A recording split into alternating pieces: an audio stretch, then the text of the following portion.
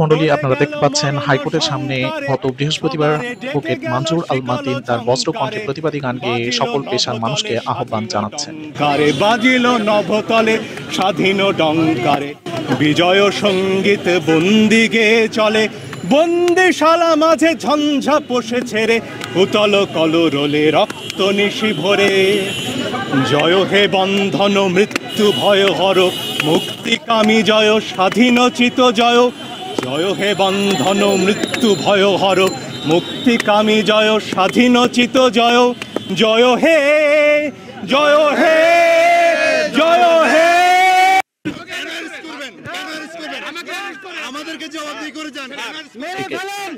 দর্শক মণ্ডলী, আমরা দেখতে পাচ্ছি হাইকোর্টের সামনে বিভিন্ন বিশ্ববিদ্যালয় থেকে আগত শিক্ষার্থীদেরকে পুলিশ যেভাবে আটক করে পুলিশ ভ্যানে উঠিয়েছে, সেই ভ্যানগুলো থেকে শিক্ষার্থীদেরকে নামিয়ে নেওয়ার জন্য সকল আইনজীবীরা গাড়ি আটকে ধরে এইভাবে প্রতিবাদ জানাচ্ছে। এবং এখানে আরো একটি বিষয় যে সিনিয়র অ্যাডভোকেট এখানে উপস্থিত আছেন এবং আমরা দেখতে পাচ্ছি বিভিন্ন মানুষ এখানে জমায়েত হয়ে আছে।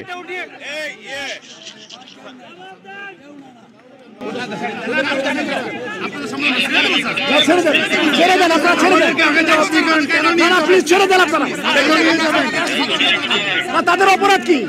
তাদের অপরাধ কি? তাদেরকে ছেড়ে দেন, ছেড়ে দেন, আপনারা এখন ছেড়ে দেন।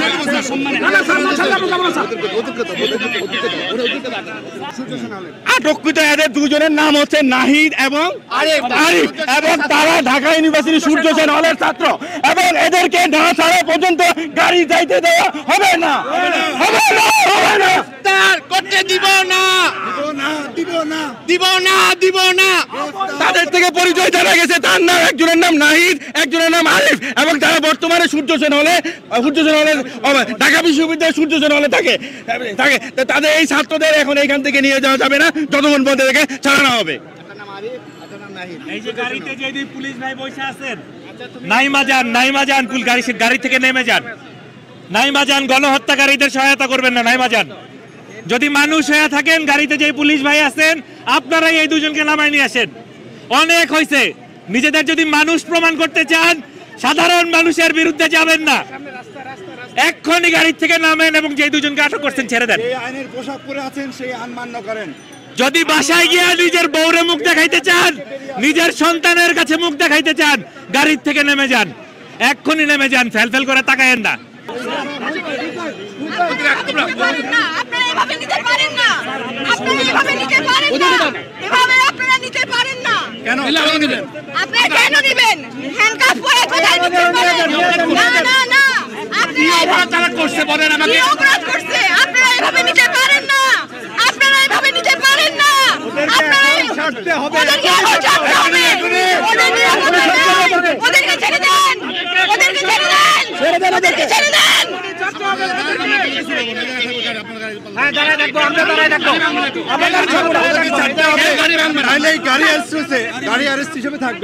আপনারা কেন নিচ্ছেন সেটা বলেন। আপনারা কি অপরাধ করছেন?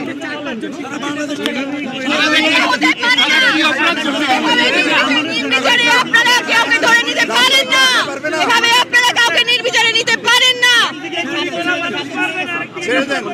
আমরা দেখেছি আপনারা নিরাপত্তা হেফাজতের নামে কি করছেন শিক্ষার্থীদের সাথে, এভাবে নিরাপত্তা।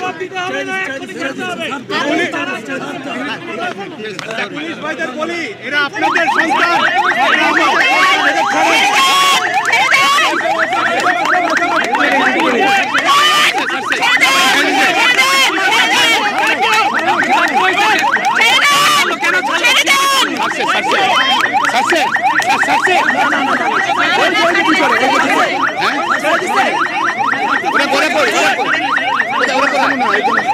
একজন আছে নাকি? একজন আছে, ওটাকে সিভিল, ওটাকে ভিতরে একজন আছে, একজন আছে, একজন আছে, একজন আছে।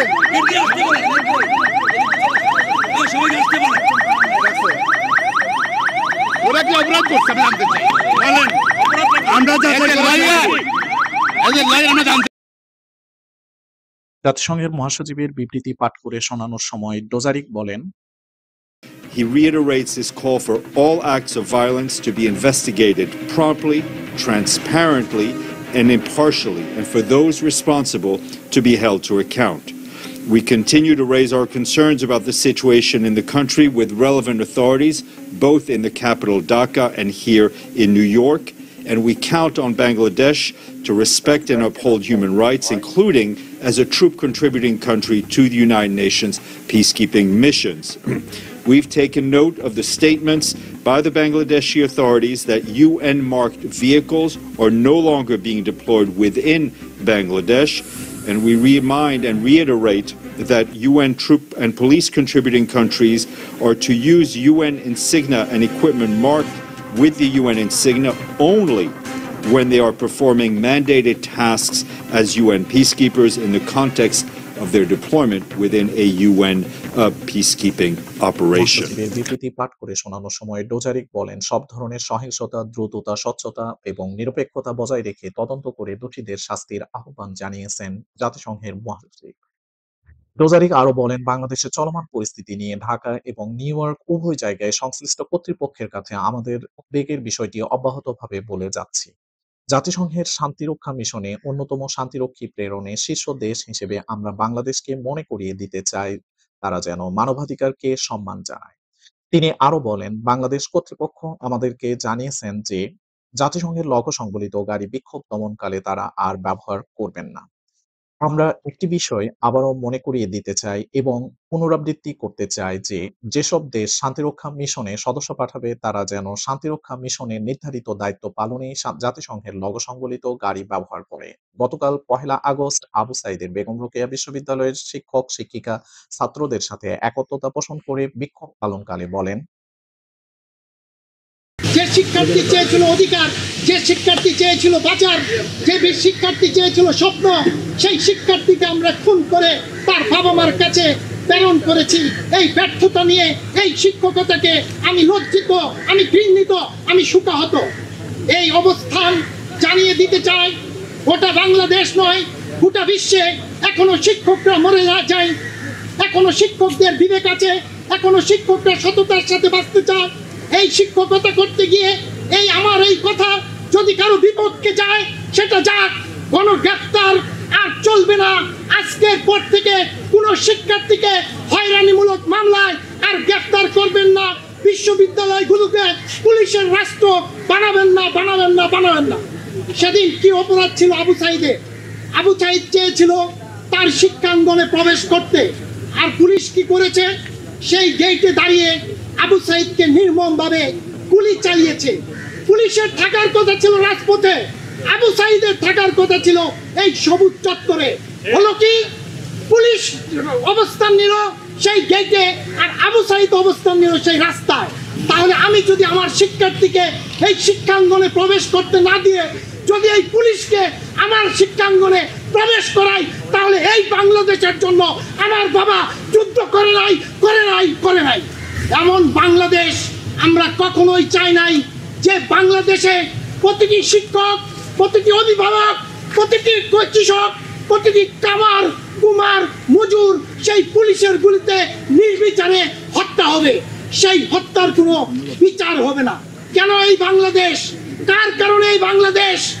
30 লক্ষ শহীদের বুকের তাজা রক্ত দিয়ে স্বাধীন হয়েছে আমাদের এই Bangladesh.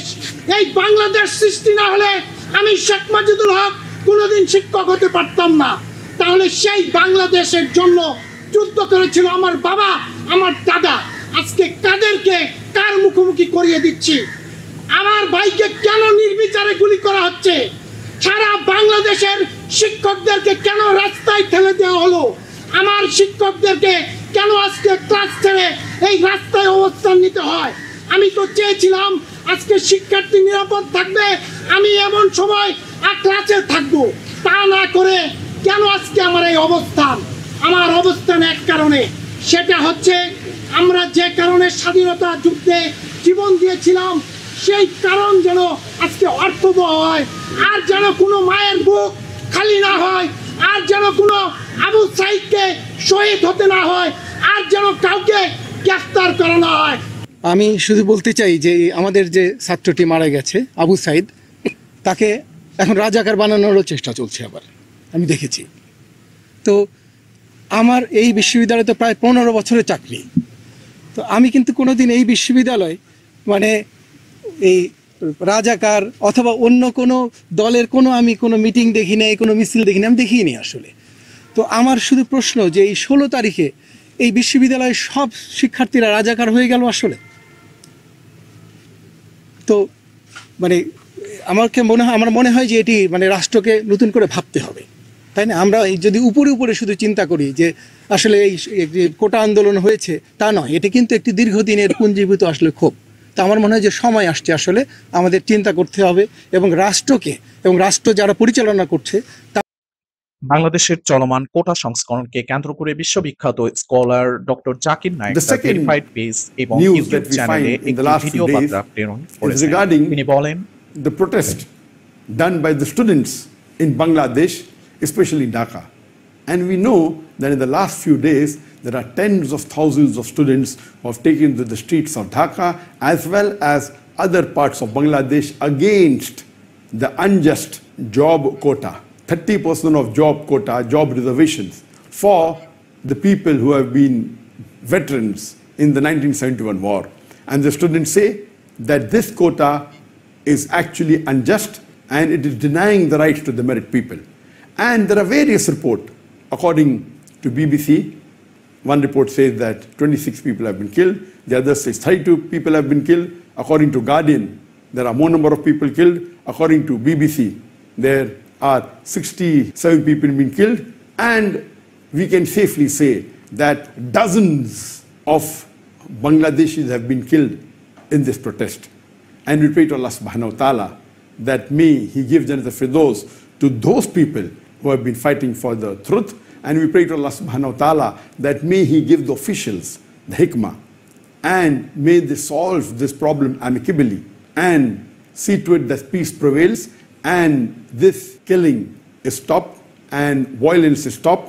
And we pray to Allah subhanahu wa ta'ala that let peace prevail back in Bangladesh as soon as possible.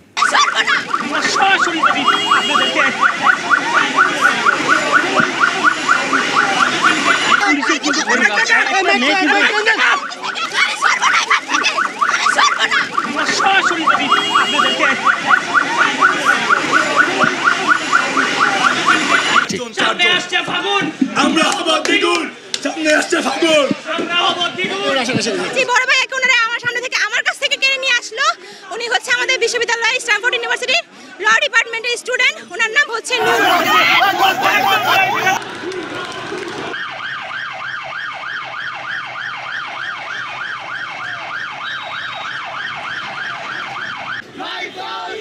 ছাত্র সমাজকে আছে, ছাত্র সমাজ বুকের ভিতর তরুণ জোর, বুক পেতেছি গুলি কর।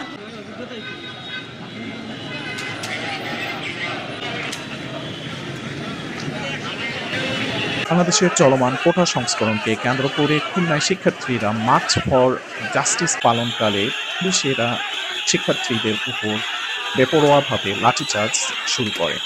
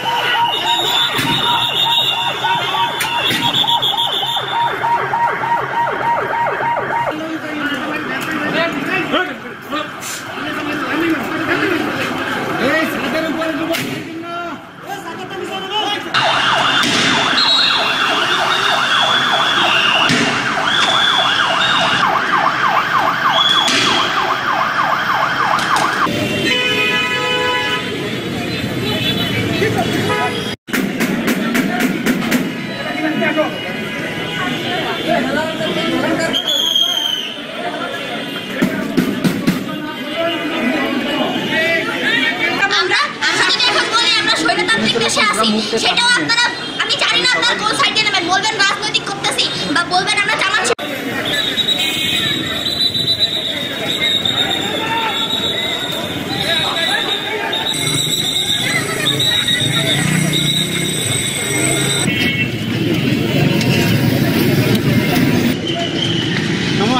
আমি যদি বাসায় বিষয়গুলো ছাড়েন না,